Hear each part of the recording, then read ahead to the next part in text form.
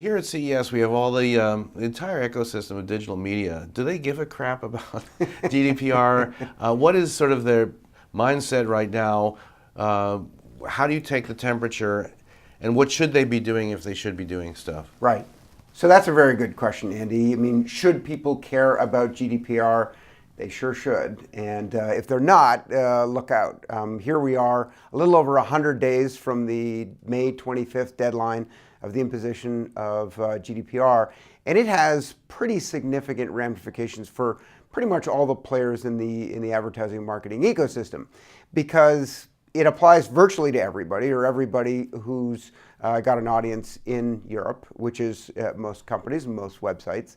And it has pretty significant implications. So I think of GDPR as an accelerant to some narratives and some trends that are happening otherwise. So if you take a look at the duopoly, Google and Facebook, the triopoly with Amazon. These are three entities that are really wiping up in the digital media ecosystem. Why? Because they have two major attributes going for them. One is scale, and two is first-party data. They have a connection with the user.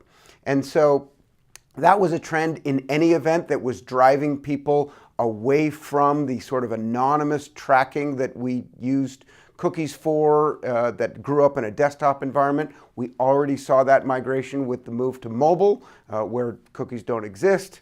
And then, of course, that got reinforced with Apple and their ITP, their intelligent tracking prevention policies that are limiting people's ability to sort of track in mobile. So those trends existed previously, driving people towards first-party like applications of data, where they're marketing to known users as opposed to anonymous identifiers. And so that whole movement has been called people-based marketing, and that's alive and well. GDPR is simply going to put an exclamation point on that and accelerate the move towards people-based marketing, towards the use of first-party data, by imposing pretty significant restrictions on anonymous tracking without consumer consent.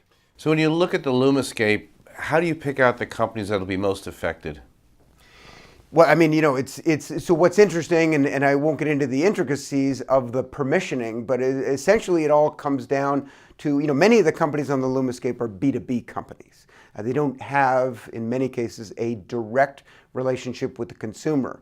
And the rub comes with the consent requirements, where the GDPR regulations spell out that it has to be explicit and direct from the consumer. And for any publisher or anybody with a consumer-facing application, you basically own your supply chain. So every aspect along the ecosystem, or the LUMAscape, essentially has to have their own sort of permission. And that will be tricky to see in terms of implementation. And I'm not sure we really even know, in fact, how it's going to be enforced. But, with European regulators are not like US regulators. They're not cozy with industry. These folks have teeth, and they'll use them. So I think people have to be very mindful of how to, in fact, get those permissions so that they can continue to advertise in a targeted manner.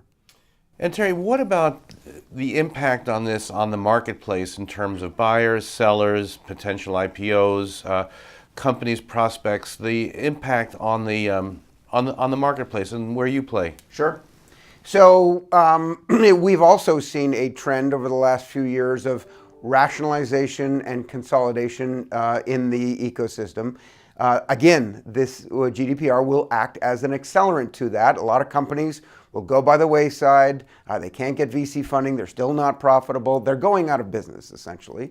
And the ones that have demonstrated their ability to differentiate, companies that come with solutions to this challenge, will in fact be the ones seen as highly value-added and likely will precipitate M&A activity. So we anticipate, companies in the identity realm that are helping in a non-cookie-centric identification capability will be attractive to companies in the ecosystem.